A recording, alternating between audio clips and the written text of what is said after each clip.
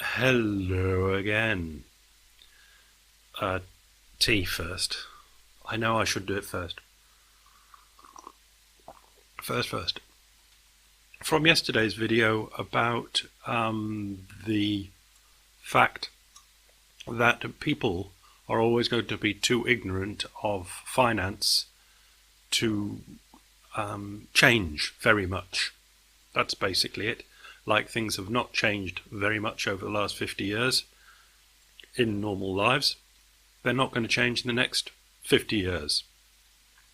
Unless there is a law and order emergency. And then they, the great they, will stir up people that would be able to make guesses, I was about to say, put forward solutions about how more money could be made available for things. But unless there's a law and order catastrophe or emergency, I can't see why anything should change. Everything will just go on the same. Sorry, my thinking there was second law of thingy, and then I was thinking, is it the third law? Anyway, it's a bit faffy this to start with. Okay, on the ignorance thing and why it's not going to change. Because it would involve education. People can't spontaneously just start understanding this stuff. It'd be like them spontaneously becoming pianists. I mean, it just doesn't happen. They would have to be educated to it.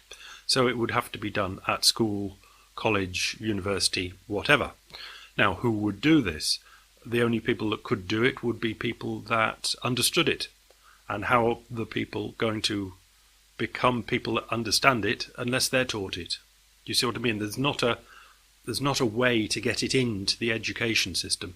You can. The only example I can think of that other people might know of would be Steve Keen. Now, he's doing it to a very, very... The effect he's having on the education system is so minute, it's not worth talking about. But he's doing a job of educating to the internet type people. But that's a minor sliver of civilization as well. But he's doing what he can.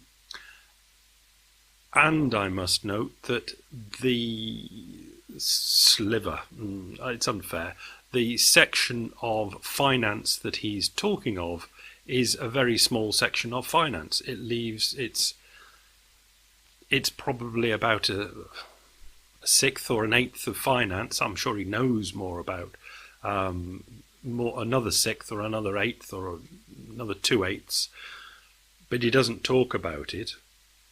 In his talks, he talks about just a small sliver of what finance is.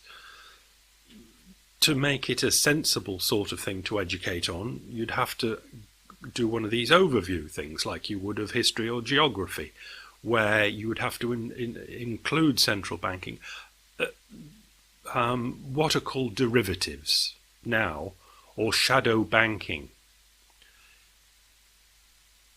makes up a great bulk of finance, over half of finance. And you're going to do interest rate swaps and repo. You're going to do, example again, we're only going back 10 years when we had this, they blamed the subprime crisis for the crash. Now,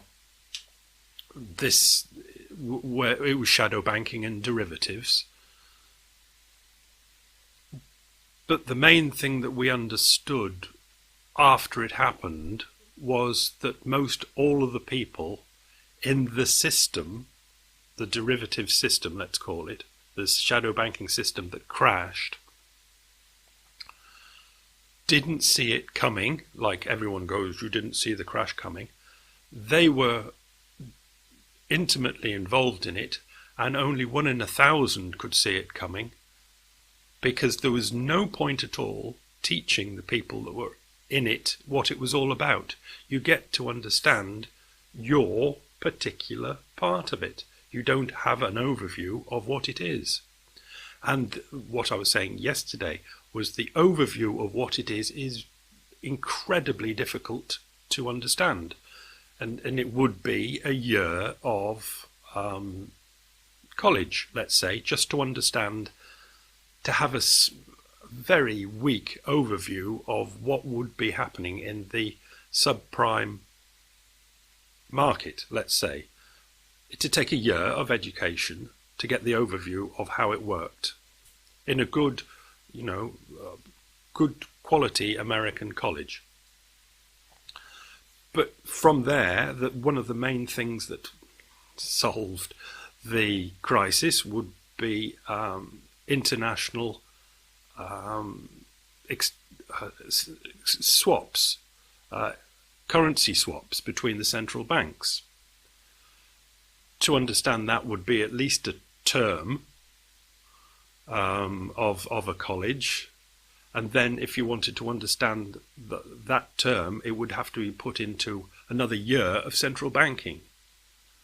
And then you've got the rest of the derivative things. And that's even before you go on to the Steve Keen stuff, or really that should be done at school because it's very basic stuff. You see what I mean?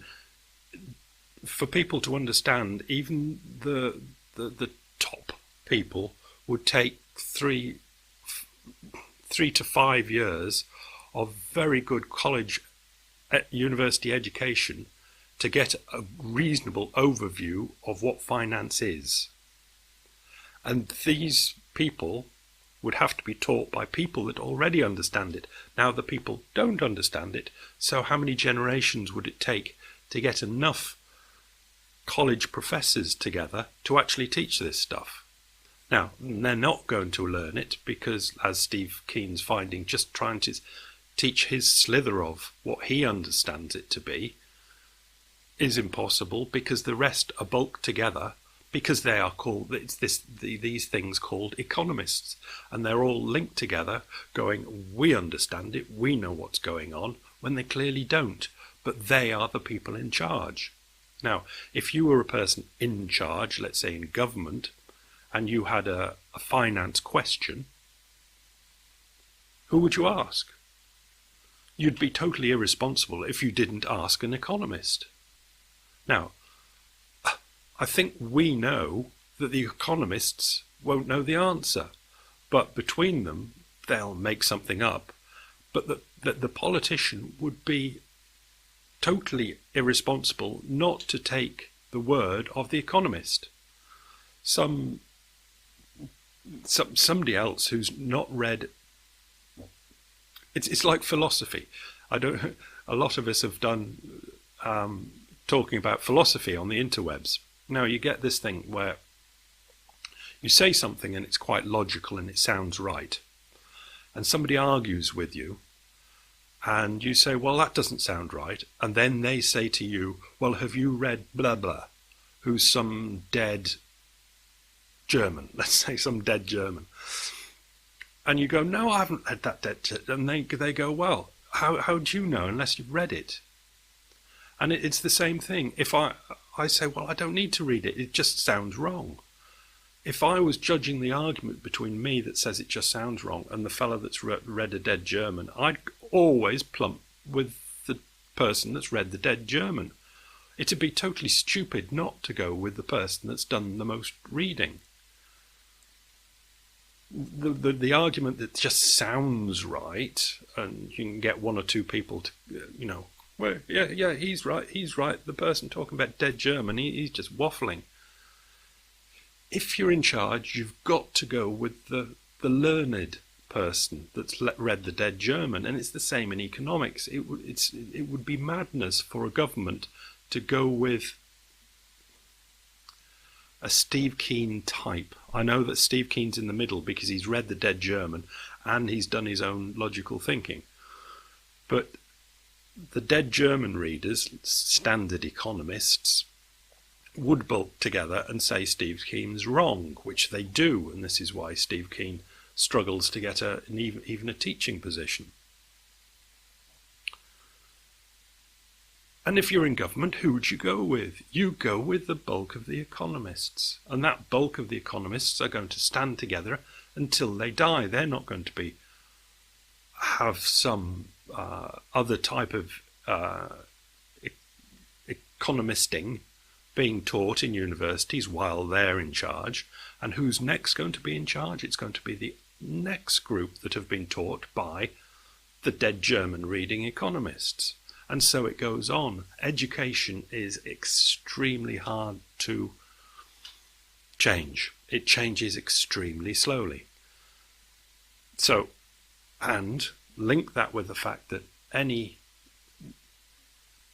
rational, sensible, mature leader is going to go with the massed opinion of the either dead reading economists or dead reading philosophers. You've got to go with your academic people. Otherwise, there's no point of having academia. They will go with it because if it happens to go wrong, you point your finger at academia.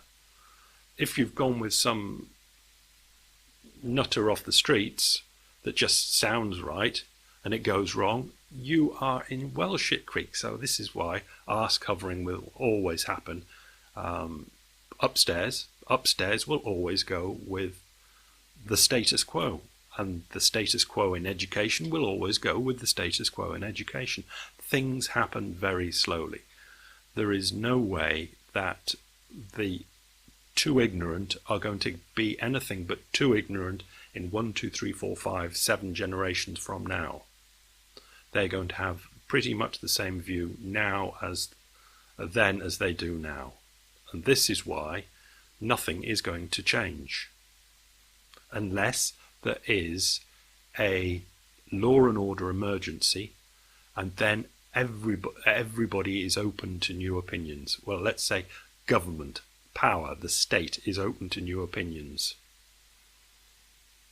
But until that happens, they will fudge along with the best backside coverage they can get, and that will always be from the best professional opinion they can get, which is the established position that they can get.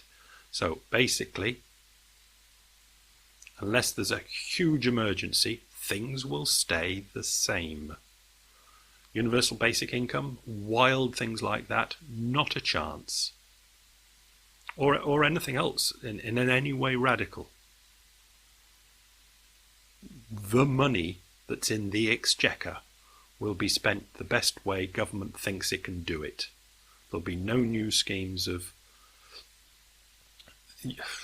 I was about to go into Europe and how the ECB have actually done 1 or 2 new money-making schemes that have worked because they did it and the politicians didn't even notice. But if the politicians had to choose, they would have rejected the ideas. And we can say that there's a good conversation that can be had about quantitative easing as well. But again, like quantitative easing, understood by so few people, and all the politicians know is that they need to get back to normal as soon as possible. Stop all this clever messing about stuff. It's a very odd world out there, very odd indeed. But it's not unsurprising when you understand what a human being is. It's a programmed thing that does what it's programmed to do. They don't go spontaneously changing into things. They do what they're programmed to do. And generally, they're programmed very slowly to do the things that they do, especially when you're going up into high office and all that sort of stuff. You just do what you're programmed to do. And all your civil servants, all your assistants around you, do what they do. And they try and keep it as safe as possible. Do what the last lot did, because it's the safe thing to do. Obviously with